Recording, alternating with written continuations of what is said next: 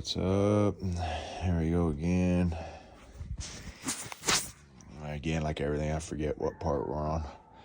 But, so I got the computer mounted, my relays, my fuse block, all my wiring, sort of a mess right now. I'll wrap it and do stuff like that, clean it up. Some issues and problems I ran into in doing this swap. I already explained before about how I had to modify the back side of this to attach to this engine mount down here. The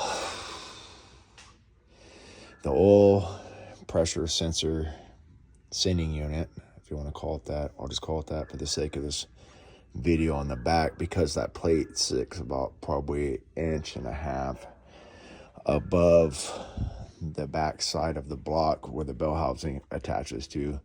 Makes it impossible to actually screw a normal unit or even a universal unit into the back of the block to keep track of oil pressure.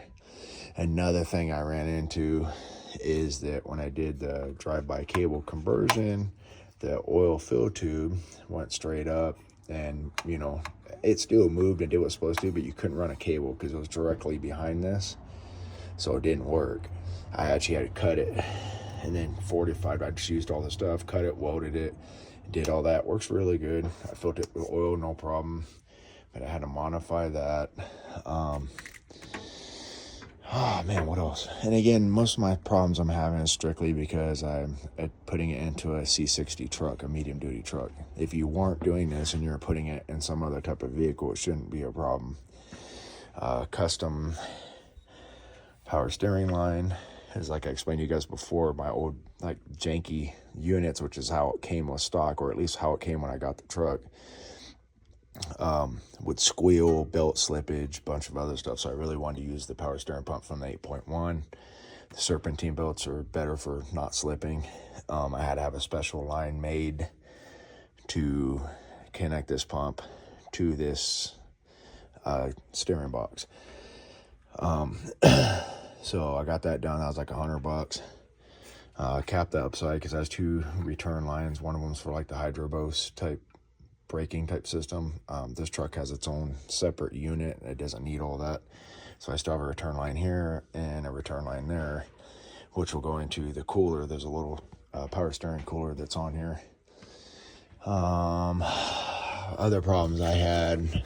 Now this could be anybody with an 8.1. So I bought the LS swap kit, which I told you guys it came, I think it's the AR fittings, whatever you want to call them. Well, the problem is that these type of fittings that are on this fuel rail, AR fittings don't attach to. So that would not work. So I had to use my high pressure rubber line, because this line, the LS swap line, would not slip over this, and I needed to go over this grip, this groove, because it has those locks that slip over and hold it. Or if not, I had to put a line on here that would actually hold. So I did that. I did a piece of rubber line, maybe 3 inches long, put a piece of brass or fuel fitting inside that, clamped it, and then was able to slide the new, pretty much like way better line. If I had my choice, I'd run everywhere on it, but I can't do that. But it is attached there, so the only parts that could possibly deteriorate are literally just these two pieces right here at the fuel rail. Even to the pump, I was able to fit the LS line over the fittings.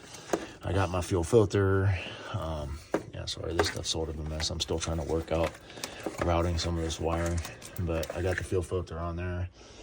Got the headers on, which I explained to you guys before was a problem to clear the knock sensors.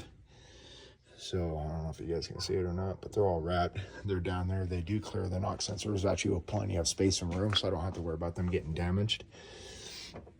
And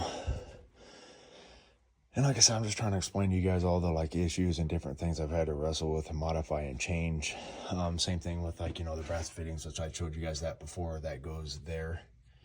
So I already have that sitting somewhere around here. I don't know where.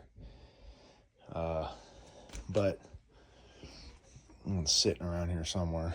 So yeah, I have a fitting that will attach in there and then go all the way over to there, slide right onto it and lock onto it, so it's not a problem. But yeah, it's getting there. It's coming along. I think I got all the wiring hooked up. I don't know where my tack wire is though, which sort of bothers me. I don't really remember. And I'm sure it was one of the pins that was supposed to be on there, and I thought I kept it out, but I'm not sure anymore, so I'm gonna have to figure that out. But we'll see. I should better figure that out.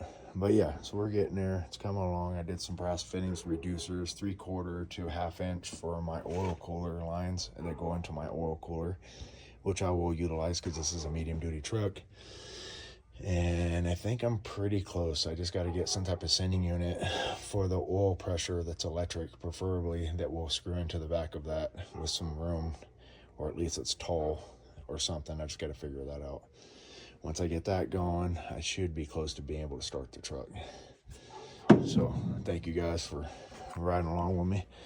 But yeah, it's coming along, man. It's getting in the truck. It's getting there.